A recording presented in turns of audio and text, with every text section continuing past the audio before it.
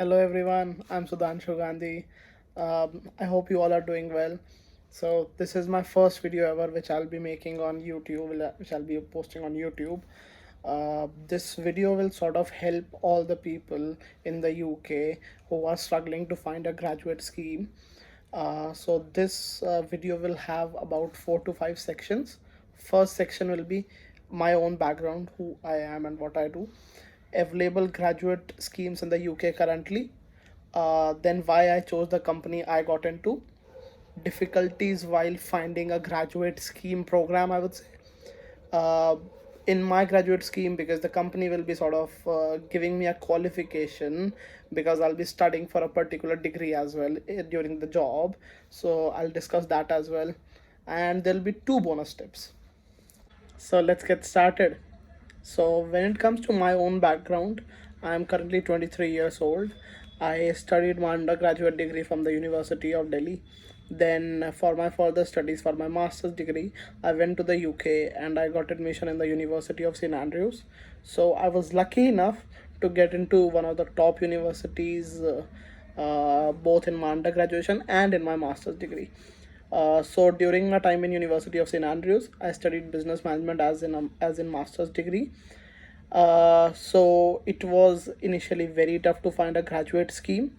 Uh, the worst part I would say is, like, as a person, it's better you start looking for jobs while you are studying in the university, because when it comes to the end of the university, you are like chilling, you are going out with friends because you want to don't miss the time you have. Then eventually finding a job role would be tough, and especially when you are an international student and you are looking for a job in that country where you are studying, it's super tough. And I'll tell you something, like, which are the graduate schemes available in the UK currently. Especially because I'm in a business background, I mainly know about the financial services and the other companies. So when it comes to financial services, you will have KPMG, Deloitte, PwC, EY, Grant Thornton, RSM, BDO, Mazars. These are majorly the top companies, so big four, and then the middle market. So I secured a job in RSM as an internal audit assistant, where the company will also be, helping me getting trained for the CIA and CMIIA qualification, which has the full form of Chartered Institute of Internal Auditors. Along with that, I'll be working for the company as well in the internal audit section, which will include all the business processes, how the businesses work, how to deal with the clients, and other things. My personal job role will start in August, although I got the job in March, I guess, and it was for the August intake. Although I asked the company for the April intake, but eventually, when they extended the offer to me, they clearly said that we can't give you the April intake option, rather, we can give you the August intake option. So I was quite happy, and to be very honest, it was a good thing for me, considering I was planning to come back to my home country, which is India. So I came back for a couple of months, and I'm still here, and then I'm gonna go back to the UK in August, because the job is gonna start at the end of August, I guess. So I think it's very important for you to understand what you require from a company, and are you actually the right fit for the role and the company as well. And while applying, you should also know, in financial services firms, there is a domestic secondment program and an international secondment program as well, where the company can sort of transfer you to a different location, either in the home country where you are working, or internationally. Maybe if you are working in UK, you can get transferred to maybe India, or maybe US, or maybe in the Middle East or somewhere. So there are multiple factors which you have to consider before actually applying for the job. And then, if you are extended an offer, then also you should know if you are willing to take that offer, if you are willing to take that pay scale, whatever your requirements are. So it's gonna be good, but eventually, getting a graduate scheme currently in the middle of recession and all the things happening around the globe, and the UK in particular, I would say, it's gonna be a tough job. After I finished the course, I immediately came back to my home country. It was a brilliant time. I was hanging out with my friends, I was going out with my parents, I was going out with many people. But it was, I think, November end when my graduation was there in the university. And I realized that I didn't have a job that time. It actually stuck me real bad. So when I went to the graduation, and I knew that I didn't have a job, so eventually I had to find a place where I could stay for a couple of months and try to find a job in the country, because my visa which I had was expiring like a month or two after my graduation. So it was very important for me to either apply for the visa or apply for the jobs, so I could secure a job either with the visa or without the visa, where the company could sponsor me. So I shifted places, different places, multiple times, and eventually I applied for the graduate visa. It was costly as well. In the first place, it was like £624 into two for the IHS, the International Health Surcharge, whatever it is, for your medical services. And then later on, it was £715 for your application fee. So eventually it became like £1,963. So I got the visa for 2 years and I was still jobless. So I didn't understand what to do, and eventually, recession was also hitting UK really bad, and the job roles were decreasing. Yes, many people say that there are 1.2 million job roles available in the UK currently. I don't know what the stats are exactly, but I've heard about this from multiple people. But then you have to realize, like, okay, it's 1.2 million jobs, but the very same point, these are not all the jobs what you want to do in your life. You have to choose the job roles which are available in the job sector which you want to work in. Just that's why it's good to not think about the 1.2 million jobs or whatever the statistics are. It's just important to focus on the job roles you want to go in, you want to understand the market in, and eventually apply for those. And I'll tell you one more mistake which I committed in the whole process. uh, I was applying randomly everywhere. Like, I was applying to, I would say, hundreds of jobs through LinkedIn, through this, through that. And I was getting interviews. I was getting many interviews, no doubt in that. And I was offered a job in a different company too before, but they were paying bit less salary, and it was in London, and London is extremely expensive. So I had to sort of not take that offer. But at the very same point, again, you have to understand what you want to work in. It was a total blunder from me that I was applying for whatever I was getting. Like, if I found something on LinkedIn, like somewhere in recruitment, I was applying for recruitment, although, like, I'm not that much interested in recruitment. I know it's a good field, but not for me, maybe. So I was applying for recruitment, I was applying for marketing manager roles, I was applying for multiple roles. Then later on, I realized that it's high time that I start applying properly. And I started applying for proper financial services firms. And I applied for RSM. There were like 3 to 4 rounds, I guess. So firstly, you have to fill the application, and with your CV. uh, there are few questions which you might not understand in the first go, but then you apply in whatever manner you want to, you will eventually succeed in that. And after that, the first round will be situational plus mathematical questions thing. So you will get some, I wouldn't say tricky, but nice mathematical questions which you have to solve. And then there will be situational questions as well, psychometric test. So you have to explain, like, in this situation what will you do, like if there's a manager doing this, doing that. That, I think, if you are good in common sense, you will definitely get those answers easily. And I think in couple of days, I think you'll get a mail from the company that you have cleared the first round. Then in the second round, there'll be like 3 to 4 questions where you have to video record yourself live. When the questions will be on the screen, and you have to record yourself and then answer those questions. And there will be situational questions as well, and there will be few more questions. Just the company wants to see, like, if you are able to sort of get well in the situation which you might face in the future while working for the company. So they want to test you, like if you'll be fine for them or not, if you are the best fit for them, or and you are the best fit for them, and eventually if you pass this round, I think the result for this round, for me at least, was quite late. And I think I got a mail about a month later or something, like you have cleared. No, I think I got a mail like in 10-15 days that you have cleared the second round, and then we will tell you about the assessment center later on. So I was confused, like, did I clear or not? I mean, I didn't get the assessment center, I didn't get the dates, but I was sure by the company mail that you have cleared the round. So I kept on waiting, I kept on waiting, I kept on waiting. It was a tough period. And in these situations, it is very important to be around people who actually care about you, maybe talking to your parents, or maybe talking to some friends, or maybe someone who understands your situation, or wants something, you doing good in life or something.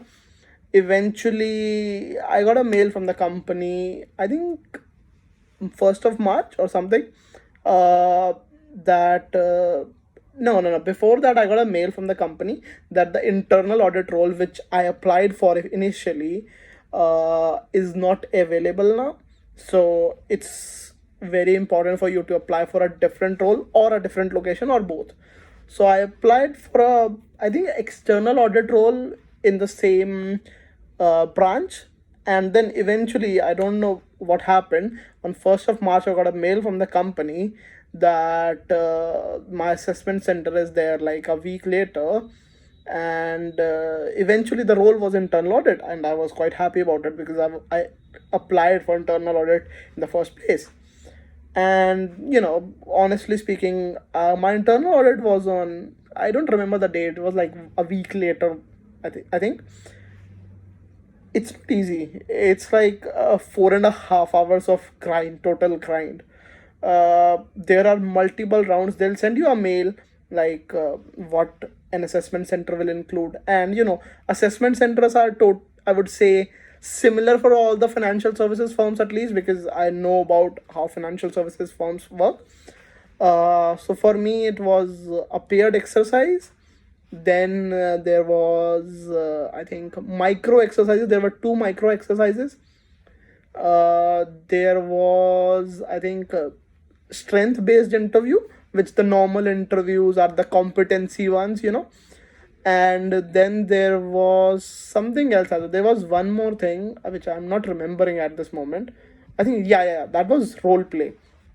So I mean, strength-based interviews, they sort of ask you some tricky questions. I mean, the questions are same, like you all know, like why this company, why do you work here, what do you like about the company, why this role, this and that. But they sort of ask you in a tricky way. So it's better you don't listen to me in this regard about the questions.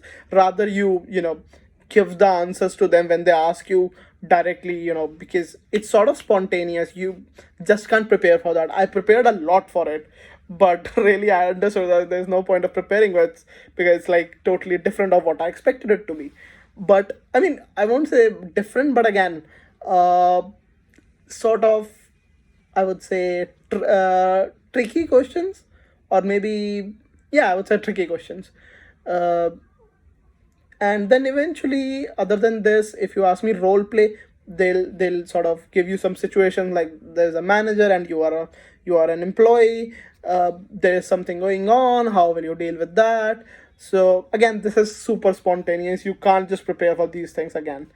Then paired exercise, they ask you some typical questions. They pair you with someone who already applied for the role. And just remember that the person who will be paired with you is not your competitor, because the person applied for a role might be a school leaver for a different sort of a role, might be for the same role as you, but in a different city. So eventually there's a big scope that the other person is not your competitor. So it's better you just, try to give it the best, collaborating with the person, and then, giving the results to the assessors, because they'll sort of give you a comprehension passage or something like that, where you have to, find the solutions with the partner, and then eventually, sort of giving the solutions to the assessor.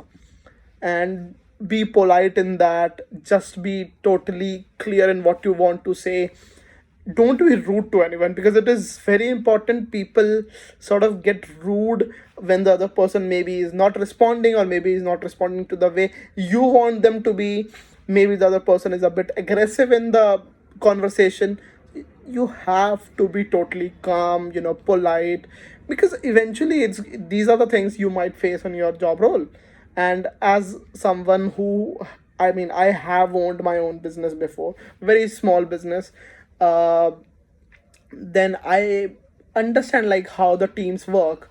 Secondly, I did some part-time jobs in the UK as well, where you understand like how the work culture is. I mean, how do you approach the people? So this is quite important, I'll say. Like, just be precise in these things. I mean, uh, one mistake I committed, I remember that when we were discussing, I and the partner, about the questions, I was saying that we'll be saying this to the assessor. I mean, according to me, it was a very, very, very, very small mistake. I shouldn't say assessor, rather, I should say the manager, or whatever the position of the other person is, according to the comprehension passage, because during the whole process, during the whole comprehension passage, when you will read, before that the assessor will read in front of you, and the assessor will explain you if he or she is the manager or subordinate or whatever. So you have to sort of approach in that way, rather than saying an assessor, because again it's a firm thing, and you have to stick to that. And I mean, honestly speaking, it's not that tough, but it's quite lengthy again. I mean, but yes, you need some preparation. You have to have the statistics in your head. Like, I remembered like what the revenue of the company was in the last year, how many employees the company had last year, what was the revenue per employee, what was the revenue per partner. You should also remember how many partners are there in the firm. I mean, these things you could sort of relate to during the competency based interview or the other rounds. You can relate to everything, to be very honest. And you should also know what the vision of the company is, what are the goals of the company, what actually company wants in future, uh, what are the sort of things company want to work in, what is the vision eventually of the company. You should remember all these things. What are the principles of the company, like what the company believes in. So you could sort of relate every question of yours with those things, and then eventually put on the answers. uh, there are few bonus tips I'll give it to you. Like, when you know that your assessment center is gonna be there in like couple of days, it's better you find people in your company, like the company you have applied to, on LinkedIn, where you could sort of maybe talk to them or understand how the assessment centers work.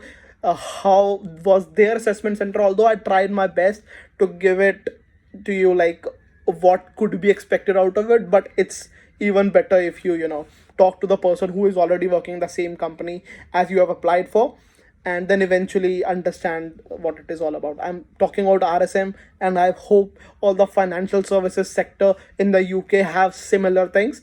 Like, for example, when it comes to the paired exercise, as I said, some people got the group exercise, sorry, whereas I got the paired exercise. So it's better you sort of understand what people say. Like, there could be something which you are expecting which might not come, and which you weren't expecting might come. So it's better you communicate with the people. And as I said before, that don't waste your time during your university. It's very important to find a job role during the university, because I struggled a lot, and it was not a good phase for me. But yeah, I think I worked out as much as I could to secure a good job role, and I'm looking forward to it as well. And one more bonus tip I'll give you guys is like, focus on your CV according to the country you have applied for and for the role you have applied for.